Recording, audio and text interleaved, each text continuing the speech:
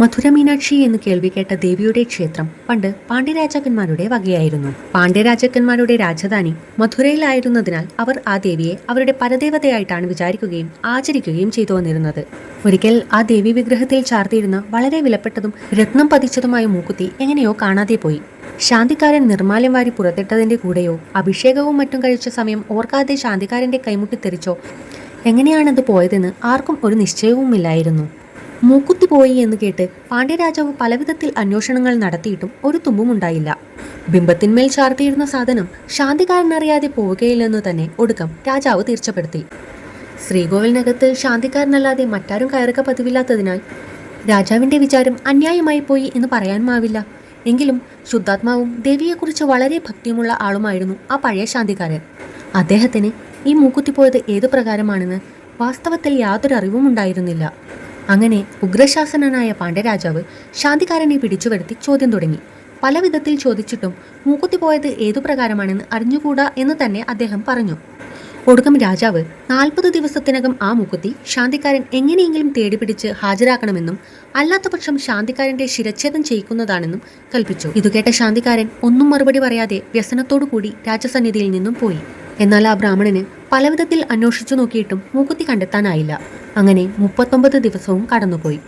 39ാം ദിവസം രാത്രിയിൽ പിറ്റേ ദിവസം തന്റെ തല പോകുമല്ലോ എന്ന് വിചാരിച്ച് വിഷാദിച്ചുകൊണ്ട് അദ്ദേഹം കിടന്നു. കണ്ണടച്ച സമയം ആരോ അദ്ദേഹത്തിന്റെ അടുക്കൽ ചെന്ന്, അങ്ങനെ ഇവിടെ താമസിച്ചാൽ ആപത്തുണ്ടാവും. ഇതാ കാവൽക്കാരെല്ലാം നല്ല ഉറക്കമായിരിക്കുന്നു. ഈ തലത്തിന് പുറത്തിറങ്ങി ഓടിക്കൊള്ളൂ, എന്നാൽ വല്ലതിക്കിലും ചെന്ന് രക്ഷപ്പെടാം എന്ന് പറഞ്ഞു. ഉടനെ അദ്ദേഹം കണ്ണു തുറന്നു നോക്കിയപ്പോൾ ആരെയും കണ്ടില്ല. ഇതാരാണ് ഇങ്ങനെ പറഞ്ഞത്? എന്തോ എനിക്ക് മനോരാജ്യം കൊണ്ട് വെറുതെ തോന്നിയതായിരിക്കും എന്ന് വിചാരിച്ച് അദ്ദേഹം പിന്നെയും കണ്ണുകൾ അടച്ചു. അപ്പോൾ പിന്നെയും ആ ആൾ അടുക്കൽ ചെന്ന്, എന്താ പോകുന്നില്ലേ? വേഗത്തിൽ പോകണം, സംശയിക്കണ്ട, പോകാതെ ഇരുന്നാൽ ആപത്തുണ്ടാകും എന്ന് പറഞ്ഞു. അദ്ദേഹം പിന്നെയും കണ്ണു തുറന്നു. ആരെയും കണ്ടില്ല. അദ്ദേഹം കണ്ണടച്ചപ്പോൾ മൂന്നാമതും മേൽപ്രകാരം പറഞ്ഞു, ഏതായാലും ഈ ഗുണദോഷവാക്കിനെ നിരസിക്കുന്നത് യുക്തമല്ല. ഇത് ദേവി അരുളി ചെയ്തത് തന്നെ ആയിരിക്കും. അതിനാൽ വേഗത്തിൽ പോവുക തന്നെ എന്ന് വിചാരിച്ച് നിശ്ചയിച്ചിട്ട് അദ്ദേഹം അവിടെ നിന്ന് എണീറ്റ് ക്ഷണത്തിൽ പുറത്തിറങ്ങി ഓടിത്തുടങ്ങി. അപ്പോൾ സർവാംഗസുന്ദരിയായ ഒരു ദിവ്യ സ്ത്രീ, വളരെ കാലം എന്നെ സേവിച്ചുകൊണ്ടിരുന്ന അങ്ങ് പോവുകയാണെങ്കിൽ ഞാനും പോരുകയാണ് എന്ന് പറഞ്ഞുകൊണ്ട് അദ്ദേഹത്തിന്റെ പിന്നാലെ ഓടിയെത്തി. കുറച്ചു കഴിഞ്ഞപ്പോൾ ആ സ്ത്രീ മുൻപിൽ കടന്ന് ഓടിത്തുടങ്ങി. അത് വലിയ കൂരിരുട്ടുള്ള സമയമായിരുന്നുവെങ്കിലും ആ സ്ത്രീയുടെ ശരീരശോഭയും ആഭരണങ്ങളുടെ പ്രകാശവും നിമിത്തം ആ ബ്രാഹ്മണന് വഴിയിൽ നല്ല പോലെ കണ്ടുകാണാമായിരുന്നു. അങ്ങനെ രണ്ടുപേരും കൂടി 4-5 നാഴിക ദൂരം വരെ ഓടിയപ്പോൾ ആ സ്ത്രീ പെട്ടെന്ന് മറഞ്ഞു കളഞ്ഞു. അപ്പോൾ വഴിയും ദിക്കുമെല്ലാം അന്ധകാരമായി മാറി. കണ്ണു തീരെ കാണാൻ പറ്റാത്തതിനാൽ അദ്ദേഹത്തിന് വളരെ ഭയവും വ്യസനവും ഉണ്ടായി. എങ്കിലും തപ്പി പിന്നെയും കുറേശ്ശെ നടന്നു തുടങ്ങി. ക്ഷീണം കൊണ്ട് നടക്കാനും അദ്ദേഹത്തിന് പ്രയാസമായി തീർന്നു.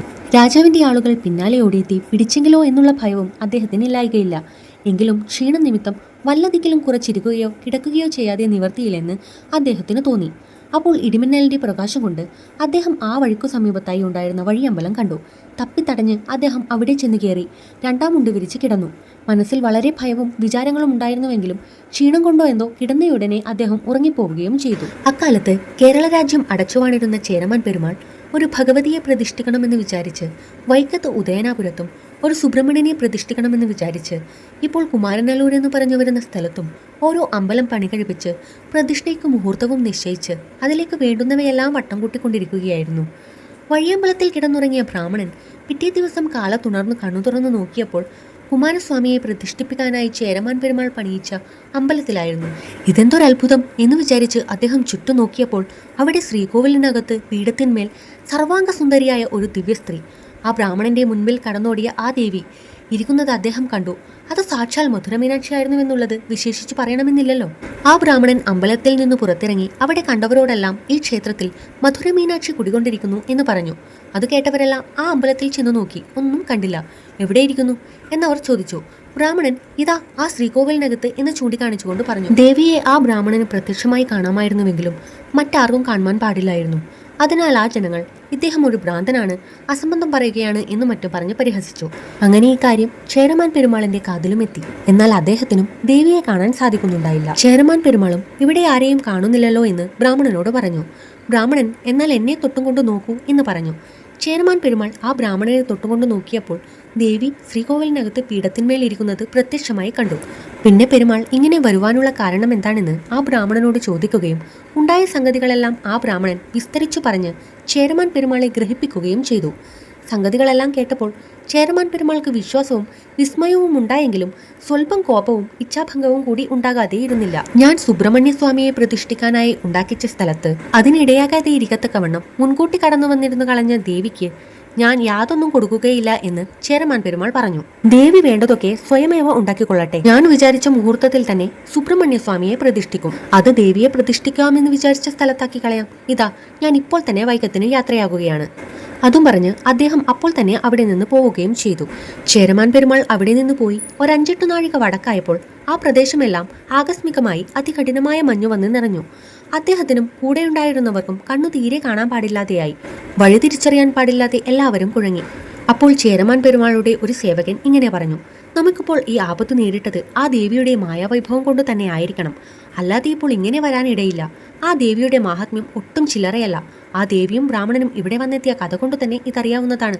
അതിനാൽ നമുക്ക് മടങ്ങിപ്പോയി അവിടേക്ക് വേണ്ടതെല്ലാം ചെയ്യുകയാണ് വേണ്ടതെന്ന് തോന്നുന്നു. അതു കേട്ട ചേരമാൻ പെരുമാൾ, ഇതാ ദേവിയുടെ മായാവൈഭവം കൊണ്ടാണെങ്കിൽ നമുക്കിപ്പോൾ കണ്ണുകാണാറാകട്ടെ. അങ്ങനെയാവുകയാണെങ്കിൽ ഇവിടെ നിന്ന് നോക്കിയാൽ കാണാവുന്ന ദേശമെല്ലാം ആ ദേവിക്ക് കൊടുത്തേക്കാം. അവിടെ വേണ്ടുന്നതെല്ലാം നടത്തുകയും ചെയ്യാം എന്നും പറഞ്ഞു. ഉടനെ തന്നെ മഞ്ഞു മാറുകയും എല്ലാവർക്കും കണ്ണു കാണാറാവുകയും ചെയ്തു. ഉടനെ ചേരമാൻ പെരുമാൾ ആ ദേശമെല്ലാം ആ ദേവിക്ക് വിട്ടുകൊടുത്തിരിക്കുന്നതായി പറയുകയും തിരിച്ചു പോരുകയും ചെയ്തു. മഞ്ഞു നിറഞ്ഞ ആ പ്രദേശത്തിന് മഞ്ഞൂര് എന്ന നാമം സിദ്ധിച്ചു. അത് ക്രമേണ മാഞ്ഞൂരായി തീർന്നു. മാഞ്ഞൂർ എന്ന് പറയുന്ന ദേശമെല്ലാം ഇപ്പോഴും കുമാരനല്ലൂർ ഭഗവതിയുടെ വകയായിട്ടു തന്നെയാണ് ഇരിക്കുന്നത്. ചേരമാൻ പെരുമാൾ ദേവീ സാന്നിധ്യമുണ്ടായ സ്ഥലത്ത് മടങ്ങിയെത്തി. ഇവിടെ ദേവീ പ്രതിഷ്ഠ തന്നെ കഴിപ്പിക്കാമെന്ന് നിശ്ചയിച്ച് അതിനു വേണ്ടുന്ന ഒരുക്കങ്ങളൊക്കെ ചെയ്തു. അവിടെ പ്രതിഷ്ഠിക്കുവാനായി ഉണ്ടാക്കി വെച്ച സുബ്രഹ്മണ്യ വിഗ്രഹം ഉദയനാപുരത്തേക്ക് കൊടുത്തയക്കുകയും അത് നിശ്ചിത മുഹൂർത്തത്തിൽ തന്നെ ഉദയനാപുരത്ത് പ്രതിഷ്ഠിപ്പിക്കുന്നതിനും അവിടെ പ്രതിഷ്ഠിപ്പിക്കുന്നതിനായി ഉണ്ടാക്കി വെച്ചിരിക്കുന്ന ദേവീ വിഗ്രഹം ഇങ്ങോട്ട് കൊടുത്തയക്കുന്നതിനും പ്രതിപുരുഷന്മാരെ ചട്ടം കെട്ടി അയക്കുകയും ചെയ്തു. ഉദയനാപുരത്തുണ്ടാക്കി വെച്ചിരുന്ന ദേവീ വിഗ്രഹം സമയത്തിന് വന്നു ചേരുകയില്ലെന്ന് മുഹൂർത്ത ദിവസം അടുത്തപ്പോൾ അറിവ് കിട്ടുകയാൽ ചേരമാൻ പെരുമാൾക്ക് വളരെ വ്യസനമായി. വേറെ ഒരു വിഗ്രഹം പണിയിക്കുന്നതിനു മാത്രം ദിവസവുമില്ല. ഈ മുഹൂർത്തത്തിന് പ്രതിഷ്ഠ കഴിപ്പിക്കാഞ്ഞാൽ വളരെ മുതൽ നഷ്ടവും കുറച്ചിലും ഉണ്ടാകുമെന്ന് തന്നെയല്ല, ഇത്ര നല്ലതായ ഒരു ശുഭമുഹൂർത്തം പിന്നെ ഉണ്ടാകാനും അത്ര എളുപ്പമല്ല. ആകെപ്പാടെ വിചാരിച്ചിട്ട് ചേരമാൻ പെരുമാൾ ഏറ്റവും വിഷണ്ണനായി തീർന്നു. അന്നു രാത്രിയിൽ കിടന്നുറങ്ങിയ സമയം ചേരമാൻ പെരുമാൾ ഒരു സ്വപ്നം കണ്ടു. ഒട്ടും വ്യസനിക്കേണ്ട, ഇവിടെ നിന്ന് 2 നാഴിക വടക്ക് കിഴക്കായിട്ടുള്ള മലയിൽ ഒരു കിണറ്റിൽ എൻ്റെ ഒരു ബിംബം കിടക്കുന്നുണ്ട്. അതെടുത്തു കൊണ്ടുവന്ന് പ്രതിഷ്ഠ കഴിപ്പിച്ചാൽ മതി എന്ന് ആരോ തൻ്റെ അടുക്കൽ വന്ന് പറഞ്ഞതായിട്ടായിരുന്നു ആ സ്വപ്നം. പിറ്റേ ദിവസം രാവിലെ ഇത് വാസ്തവമാണോ എന്നറിയണമെന്ന് നിശ്ചയിച്ച് ചേരമാൻ പെരുമാൾ വളരെ ആളുകളോടുകൂടി ആ മലയിലേക്ക് പോയി. അവിടെയെല്ലാം വലിയ കാടായിരുന്നു. ആ കാടെല്ലാം വെട്ടിത്തെളിച്ച് നോക്കിച്ചെന്നപ്പോൾ ഒരു കിണർ കണ്ടു. ആ കിണറ്റിൽ ആളെ ഇറക്കി നോക്കിയപ്പോൾ യാതൊരു കേടുമില്ലാതെയും ഏറ്റവും വിശേഷപ്പെട്ടതും ലക്ഷണമൊത്തതുമായ ഒരു ബിംബം കണ്ടുകിട്ടുകയും ചേരമാൻ പെരുമാൾ അതെടുപ്പിച്ചു കൊണ്ടുവന്ന് നിശ്ചിത മുഹൂർത്തത്തിൽ തന്നെ യഥാവിധി പ്രതിഷ്ഠ കഴിപ്പിക്കുകയും കുമാരസ്വാമിയെ പ്രതിഷ്ഠിപ്പിക്കുന്നതിനായി പണി കഴിപ്പിച്ചിരുന്ന ആ ക്ഷേത്രത്തിന് മുൻ നിശ്ചയപ്രകാരം കുമാരനെല്ലൂർ എന്നുള്ള പേര് തന്നെ സ്ഥിരപ്പെടുത്തുകയും ചെയ്തു. പിന്നീട് ചേരമാൻ പെരുമാൾ മാഞ്ഞൂർ ദേശം വിട്ടുകൊടുത്തതിനു പുറമെ അവിടെ നിത്യനിദാനം, മാസവിശേഷം, ആട്ടവിശേഷം മുതലായവയ്ക്കെല്ലാം വേണ്ടുന്ന വസ്തുവകകൾ വെച്ചു കൊടുക്കുകയും പതിവുകൾ നിശ്ചയിക്കുകയും ചെയ്തതിനു ശേഷം ആ ദേവസ്വം ആ ദേശക്കാരായ ചില നമ്പൂതിരിമാർക്കായി വിട്ടുകൊടുക്കുകയും ചെയ്തു. അങ്ങനെ അതൊരു ഊരാൺമ ക്ഷേത്രമായി തീർന്നു. ചേരമാൻ പെരുമാൾ കുമാരനെല്ലൂർ ക്ഷേത്രത്തിൽ തുലാമാസത്തിൽ രോഹിണി മുതൽ വൃശ്ചിക മാസത്തിൽ രോഹിണി വരെ 28 ദിവസത്തെ ഉത്സവമാണ് നിശ്ചയിച്ചിരുന്നത്. ആ ക്ഷേത്രം ഊരാൺമക്കാരുടെ വകയായി തീർന്നിട്ടും വളരെ കാലം അങ്ങനെ തന്നെ നടന്നിരുന്നു. പിന്നീട് അത് കുറച്ച് വൃശ്ചിക മാസത്തിൽ കാർത്തിക 9ാം ഉത്സവമാകത്തക്കവണ്ണം 10 ദിവസത്തെ ഉത്സവം മതിയെന്നു നിശ്ചയിച്ചു. ഇപ്പോഴും അപ്രകാരം നടന്നുവരുന്നു. ദേവിയുടെ മാഹാത്മ്യവും ശക്തിയും കൊണ്ട് കാലക്രമേണ അവിടെ വസ്തുവകകൾ വളരെ വർദ്ധിച്ചു. സ്ത്രീനായകത്വം സർവത്ര ദോഷകരമാണെന്നാണല്ലോ പറഞ്ഞു വരുന്നത്. എന്നാൽ കുമാരനെല്ലൂര് അത് വളരെ ഗുണപ്രദമായിട്ടാണ് കണ്ടുവരുന്നത്. ആ ഭഗവതിയുടെ മാഹാത്മ്യങ്ങൾ പറഞ്ഞു തുടങ്ങിയാൽ വളരെയുണ്ട്. ഇപ്പോഴും ദേവീ സാന്നിധ്യം അവിടെ വിളങ്ങിക്കൊണ്ടു തന്നെ ഇരിക്കുന്നു.